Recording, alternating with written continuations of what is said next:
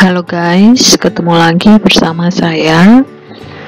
Nah, kali ini kita akan membahas mengenai menulis item-item pertanyaan. Nah, sebelum kita lebih lanjut membahas kaitannya dengan menulis item-item pertanyaan, mungkin akan lebih baik kalau kita sedikit mengingat proses pembuatan kuesioner di part 1, dimana penting bagi peneliti untuk paham secara utuh apa yang menjadi latar belakang dari surveinya, kemudian apa yang menjadi pertanyaan penelitian, kemudian apa yang menjadi tujuan hipotesis dari latar belakang tersebut, dimana sehingga kita dapat mengembangkan kerangka konseptual dan operasionalisasi dari kuesioner. Bagaimana proses konseptualisasi pada level teoritis akan masuk ke dalam proses operasionalisasi, di mana dari konsep teori akan dikembangkan guna menyampelkan konten ke dalam indikator-indikator pertanyaan yang akan menggambarkan variabel sehingga dapat menjawab pertanyaan, kemudian tujuan dan hipotesis dari penelitian kita. Nah, pertanyaan-pertanyaan di kuesioner merupakan sekumpulan kata-kata yang meminta responden untuk memberikan informasinya. Nah, pertanyaan dalam kuesioner menentukan bagaimana responden akan menafsirkannya dan menjawabnya. Nah, cara pertanyaan di item-item kuesioner akan berdampak pada perilaku responden dalam menjawab, kemudian akan berdampak pada yang namanya kualitas data yang akan kita peroleh. Nah, pertanyaan pada kuesioner harus memberikan kontribusi untuk meminimalkan kesalahan karena kualitas kuesionernya dan karena jawaban respondennya. Nah, penulisan dan format pertanyaan yang baik menjadi penting untuk mencapai kuesioner yang berkualitas. Nah, untuk meminimalkan kesalahan di kuesioner, maka kali ini kita akan membahas mengenai jenis pertanyaan, format pertanyaan, frase pertanyaan, dan hal-hal yang perlu dihindari. Kemudian kita akan membahas mutually exclusive and collectively exhaustive, kemudian prinsip menulis item-item pertanyaan. Nah, berbicara kaitannya dengan jenis pertanyaan berdasarkan informasi dan data yang diperoleh, maka bisa dibagi menjadi 4, yaitu pertanyaan faktual, pertanyaan perilaku, pertanyaan pendapat, dan pertanyaan hipotesis. Yang kita bahas pertama adalah pertanyaan faktual. Pertanyaan faktual adalah pertanyaan tentang fakta. Namanya juga faktual, maka dia akan bertanya tentang fakta. Kalau pertanyaan-pertanyaan fakta nanti tidak perlu kita validitas karena itu berbicara fakta. Nah, pertanyaan fakta contohnya, berapa umur Anda? Saya akan menjawab sesuai fakta. Kecuali saya iseng, mungkin saya bisa ngarang gitu ya, tapi biasanya orang akan menjawab sesuai fakta. Kemudian berapa anak yang Anda miliki? Dia juga akan menjawab sesuai apa yang terjadi, apa yang ada pada dirinya gitu ya. Kemudian yang kedua, pertanyaan perilaku, yaitu pertanyaan yang memerlukan informasi tentang aktivitas. Misalnya, apakah Anda mencuci tangan setelah beraktivitas? Nah, pertanyaan perilaku sebaiknya digunakan secara hati-hati karena responden seringkali sulit untuk mengingat kembali, karena biasanya pertanyaan perilaku masuk ke pertanyaan yang sifatnya recall atau mengingat kembali, sehingga kalau itu hal yang terlalu lampau, perilaku yang lama, maka sulit bagi responden untuk mengingat-ingat kembali.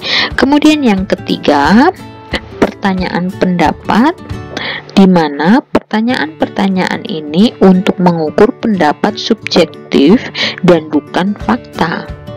Misalnya, apakah Anda mendukung orang itu? Atau apakah Anda tetap berbicara dengan teman Anda yang terkena TBC?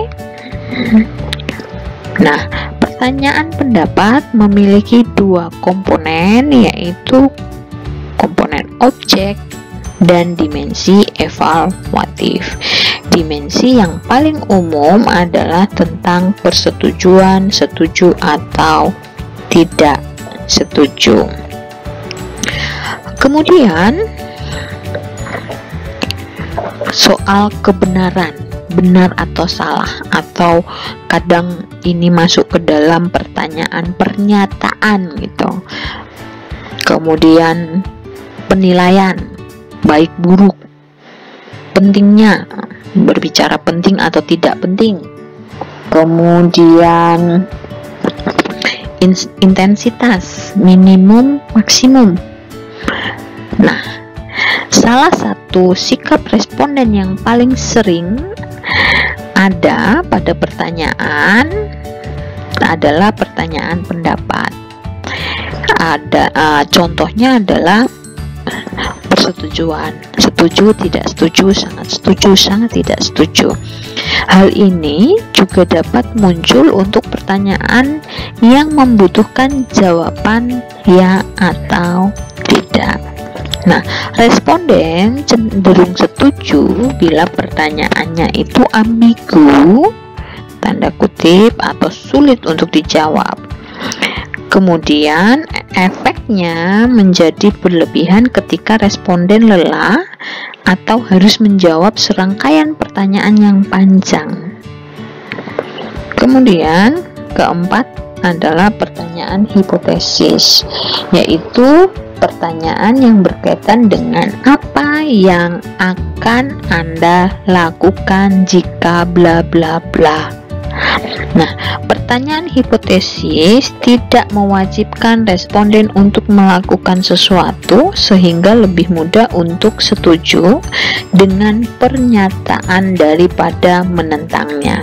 Nah, hal ini berlaku terutama jika pernyataan itu lebih diterima secara sosial untuk setuju. Nah, pertanyaan hipotesis sebaiknya dihindari karena kebanyakan orang tidak dapat memprediksi perilakunya yang baik. Banyak orang itu menanggapi pertanyaan hipotesis berdasarkan persepsinya tentang probabilitas yang akan terjadi pada suatu peristiwa. Oleh karena itu, pertanyaan hipotesis sebaiknya dihindari atau hanya digunakan ketika mengacu kejadian hipotesis pada situasi responden di mana responden biasanya menghadapinya. Kemudian berdasarkan format pertanyaan dapat diklasifikasikan menjadi pertanyaan terbuka dan pertanyaan tertutup atau pertanyaan tertutup. Hal ini tergantung pada kebebasan dalam menjawab pertanyaan. Yang pertama kita bahas dulu pertanyaan terbuka.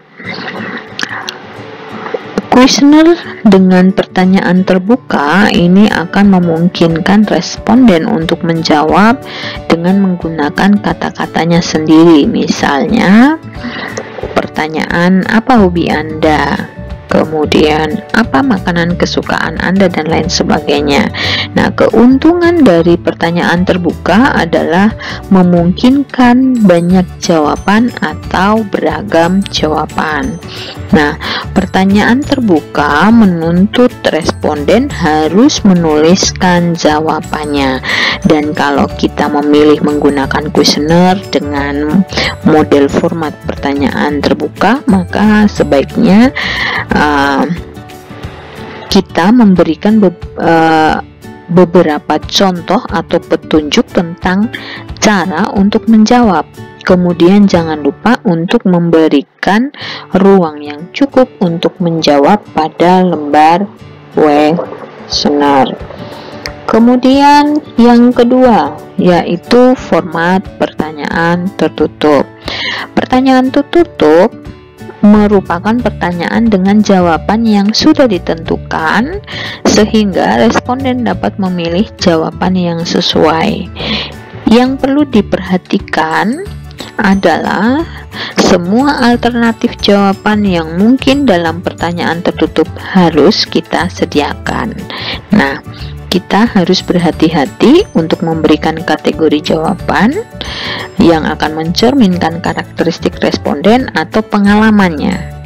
Di sini kita harus memahami kira-kira bagaimana responden kita sehingga alternatif jawaban yang kita sediakan dapat mencakup berbagai variasi di seluruh sampel survei atau populasi. Nah, dalam menyusun kalimat pertanyaan penting untuk diperhatikan karena pembentukan kalimat pertanyaan yang mudah dipahami memberikan pengaruh pada kualitas data yang kita peroleh. Di sini ada beberapa hal yang perlu diperhatikan dalam menyusun pertanyaan, yaitu yang pertama kita bahas adalah bahasa. Bahasa dalam kuesioner akan menentukan kualitas kuesioner karena bahasa yang baik membuat responden dapat sepenuhnya memahami apa yang diminta sehingga dapat memberikan informasi yang tepat. Pada survei populasi umum, responden berasal dari berbagai strata dan kemampuan. Bukan hanya strata dan kemampuan, tingkat sosial juga berbeda, sehingga kemampuan responden untuk memahami pertanyaan dan penjelasan sangat bervariasi. Ketika mendesain kuesioner, kita harus memperhatikan hal-hal seperti yang pertama, responden memiliki kosakata yang terbatas. Responden memahami kalimat-kalimat pendek dengan tanda baca yang sederhana sehingga responden akan bingung dengan penjelasan yang panjang dan rumit. Jadi hindari pertanyaan yang panjang dan rumit ya. Kemudian kedua, responden lebih mudah memahami instruksi yang positif daripada yang negatif. Kemudian 3. Responden tidak tahu tentang prosedur statistik. Diingat, responden tidak tahu tentang prosedur statistik sehingga tidak perlu kode-kode statistik itu ada di kuesioner. Kalau Anda mau buat ada kode di kuesioner, itu lebih pada sebagai penuntun bagi Anda ketika nanti setelah penelitian selesai atau ketika menginput data. 4. Responden tidak mengerti mengapa informasi tersebut diperlukan sehingga jika responden tidak paham dengan pertanyaan kuesioner, maka responden akan cenderung mengisinya secara asal-asalan atau mengisinya dengan cepat sehingga informasi yang akan kita dapat tidak akurat. Kemudian yang kedua adalah kata-kata. Bagaimana dengan kata-kata? Sebaiknya kata-kata yang digunakan adalah kata-kata yang sederhana atau istilah-istilah yang sederhana dan jelas sehingga semua responden dapat memahaminya dengan cara yang sama. Jangan gunakan kata-kata yang tidak jelas atau sulit atau istilah-istilah teknis atau asing. Jadi kita orang kesehatan masyarakat, kita mau bilang perantara dari nyamuk, kita menggunakan vektor dari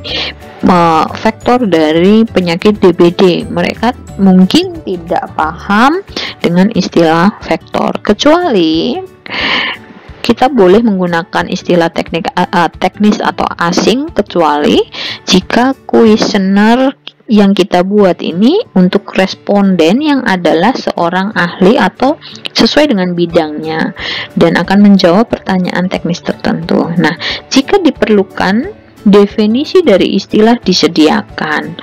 Kemudian, penggunaan kata-kata yang ambigu itu harus dihindari. Atau hindari kata-kata yang memiliki makna lebih dari satu, sehingga tidak muncul yang namanya multitafsir antara responden yang satu dengan responden yang lain. Jangan lupa untuk mendefinisikan pertanyaan dalam ruang dan waktu. Contoh, pertanyaan penghasilan dalam rupiah. Berapa penghasilan Anda? Nah, penghasilan Anda ini penghasilan Anda dalam sebulan, dalam sehari, dalam setahun. Apakah ini adalah penghasilan pribadi atau penghasilan keluarga? Yang ketiga adalah panjang kalimat. Kalimat yang panjang atau kompleks dapat melebihi kapasitas responden untuk memahaminya. Jika pertanyaan memiliki banyak kata-kata, kemudian sulit untuk dipahami, maka responden perlu berkonsentrasi pada pemahaman pertanyaan. Intinya adalah kalimat pendek lebih mudah untuk dipahami daripada yang panjang. Yang pasti, tidak ada standar khusus untuk menentukan panjang maksimal dari kalimat.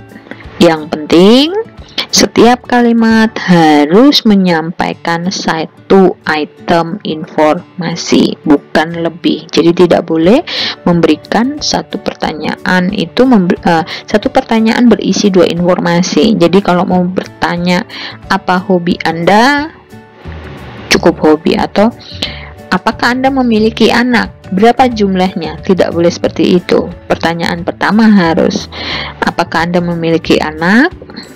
Ya. Jika ya, berapa jumlah anak Anda? Gitu ya. Jadi tidak boleh di dalam satu pertanyaan memiliki dua informasi. Kemudian yang keempat, penekanan kata atau tone. Pemilihan kata penting dalam mendesain kuesioner. Penggunaan kata seperti tidak harus dihindari dalam pertanyaan karena mudah dilewatkan oleh responden. Penelitian menunjukkan bahwa orang yang ditanya dengan pertanyaan negatif itu jauh lebih lambat merespon. Nah, hal ini karena responden harus memikirkan jawabannya. Artinya, responden membutuhkan usaha yang lebih dalam menjawab.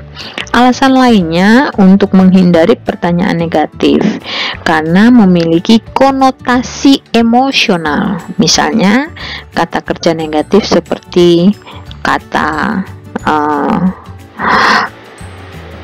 gagal atau melarang.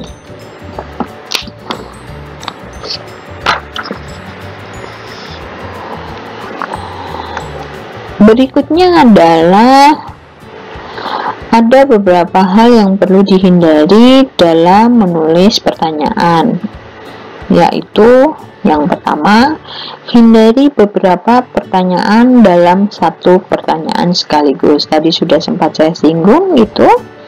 Buatlah pertanyaan yang sederhana, kemudian mudah dipahami, dan langsung pada topik atau sasaran. Jangan membuat responden bingung dengan pertanyaan yang panjang dan kompleks. Saya kasih contoh.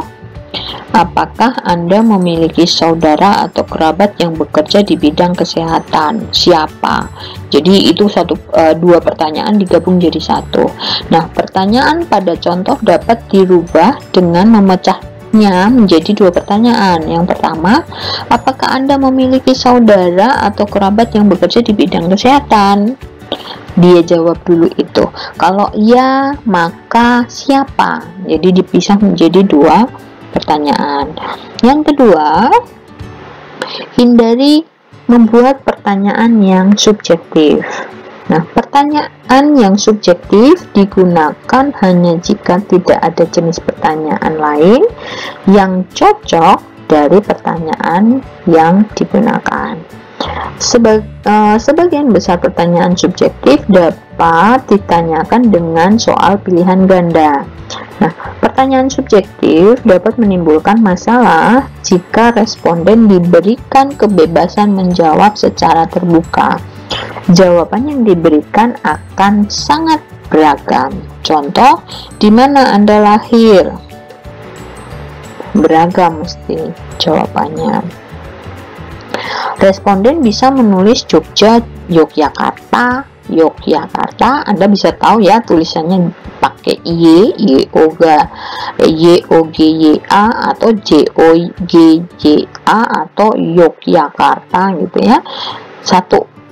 Beberapa orang mungkin sama tempat tinggalnya di Yogyakarta, tetapi mereka menulisnya ada yang Yogya, ada yang Jogja, ada yang Yogyakarta gitu. Jadi bila ada pertanyaan subjektif, maka buatlah pilihan jawabannya. Ketiga, hindari pertanyaan dengan tujuan tertentu. Pertanyaan tidak dibuat dengan menyertakan jawaban. Misalnya dalam kuesioner kita bertanya, Indonesia termasuk negara maju? Akan lebih baik bila pertanyaan disampaikan seperti, menurut Anda Indonesia termasuk negara? Nah, kemudian diberikan pilihan jawaban, maju, berkembang, tertinggal. Yang keempat, hindari pertanyaan negatif. Sebelumnya sudah dijelaskan kaitannya pertanyaan negatif. Langsung ke contoh aja ya. Contohnya, pertanyaan, apa yang menyebabkan pengetahuan masyarakat tidak berkembang? Bisa kita ubah menjadi lebih baik dengan pertanyaan, faktor apa saja yang menyebabkan pengetahuan masyarakat berkembang. Kedengaran lebih enak ya daripada kita menggunakan bahasa yang negatif. Kemudian yang kelima, hindari mengajukan pertanyaan sensitif.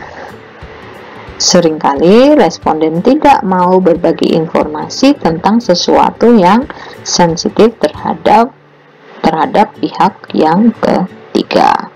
Kemudian yang keenam, hindari pertanyaan yang memiliki jawaban yang terlalu rinci dan dalam atau terlalu berlebihan. Contoh, peneliti ingin tahu tentang sumber energi di rumah, maka jangan tanya tentang semua peralatan rumah.